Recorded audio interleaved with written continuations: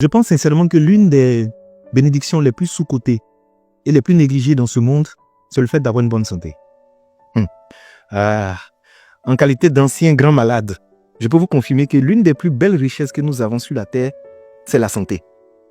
Tu sais, tu peux avoir tous les problèmes du monde, avoir de sérieux problèmes. C'est le jour où tu vas avoir un problème de santé, tu vas te rendre compte qu'en fait, tu n'as qu'un seul problème. La santé.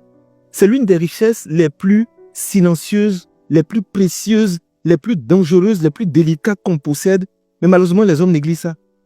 Je ne dis pas qu'on n'a pas de problème. Effectivement, on a des problèmes. Mais si tu as un problème de santé, c'est là que tu vas te rendre compte que tes vrais problèmes commencent maintenant. Vous savez, on est passé par des endroits. On a rencontré des personnes qui parlaient avec arrogance, avec suffisance. On voyait des personnes qui criaient « Tu sais qui je suis? Je vais te créer des problèmes. Je vais te faire vivre un enfer. » Le jour où les personnes sont bien malades, c'est là qu'ils se sont rendus compte qu'elles ne sont absolument rien. Je vous dis, le fait d'ouvrir ses yeux le matin et d'être en bonne santé, d'être capable de vaquer à ses occupations, de donner des commandes à son corps et puis son corps les exécute sans qu'il y ait des blocages, c'est l'une des plus grandes bénédictions au monde. C'est pourquoi je dis quelqu'un qui a la santé ne peut pas dire que cette personne est pauvre. Elle doit juste se dire, je n'ai pas encore eu l'argent, mais la richesse seulement je l'ai en moi. Je veux vraiment, en parlant de cette vidéo, dans cette vidéo, donner un message d'espoir à toutes les personnes qui sont malades, qui ne croient même plus en leur guérison. Vous savez, tout le monde peut guérir. Moi, je faisais 27 kilos. Ils m'ont diagnostiqué une maladie chronique. C'est-à-dire, même les médecins, les experts étaient pessimistes en voyant mon cas. J'ai été mis au CHU et il y a un endroit qu'on appelle le peut-être. C'est-à-dire, on n'est pas très sûr que tu as sorti, on te balance là-bas. Ils m'ont placé aux urgences, au départ. Il n'y avait même pas de moyens pour payer mes ordonnances. À côté de moi, il y avait un monsieur. Tu sais, quand quelqu'un est riche, tu vois, tu sais. Autour de lui, il avait des enfants, il avait des personnes.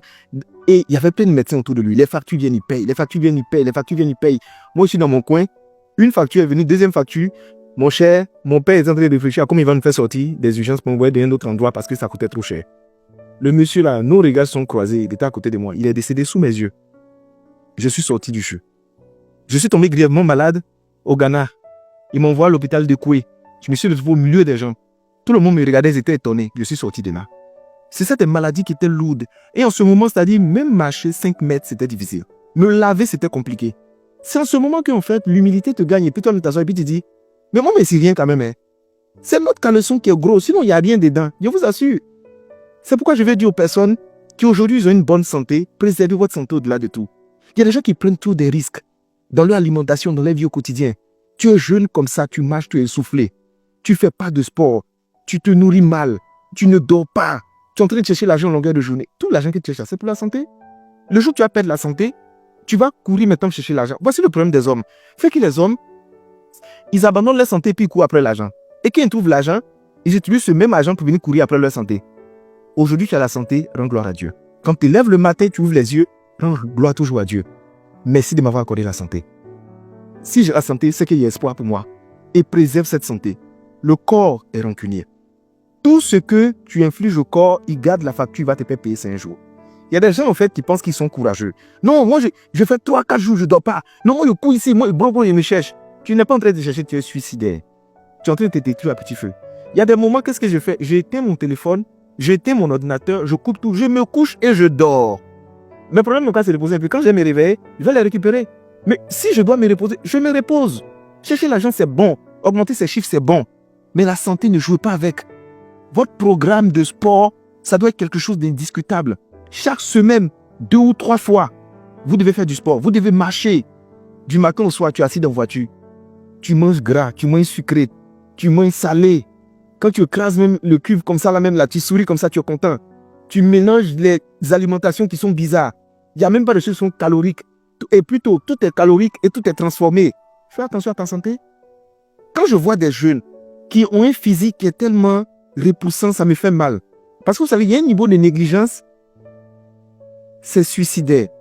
Et c'est méchant. Donc je vous dis aujourd'hui, la plus grande des bénédictions que nous avons sur la terre, la plus grande des richesses, c'est la santé. Préservons notre santé avant que le pire n'arrive. Pour l'instant, tu es en santé, tu es convaincu que rien ne peut t'arriver. Pourtant, ça se passe vite. Il y a des gens qui étaient agiles, qui couraient partout. Et puis, en une fraction de seconde, ils sont devenus dépendants des gens. Il ne peut même plus aller aux toilettes faire ses besoins seul. Il a besoin des gens. À mon tour, je me rappelle, on me prenait combien d'enfants? Combien de bébés? On m'envoie dans la douche. Ah, je m'assois par terre. L'homme n'est rien. L'homme n'est rien d'air. Je monte sur la balance 27 kilos. T'as dit, je suis anémié, je suis devenu blanc. On voit mes veines comme ça. C'est pourquoi quand souvent je suis là, j'ai décidé d'être humble, de respecter les gens, de croire en Dieu et de vivre vraiment caché sans faire du mal aux gens, quoi. Parce qu'en vérité, on parle beaucoup, mais on n'est absolument rien. Si tu as la santé, tu es béni. Si tu n'as pas la santé, continue de prier, Dieu garde la foi. Inch'Allah, par la grâce de Dieu, tu vas recouvrir la santé.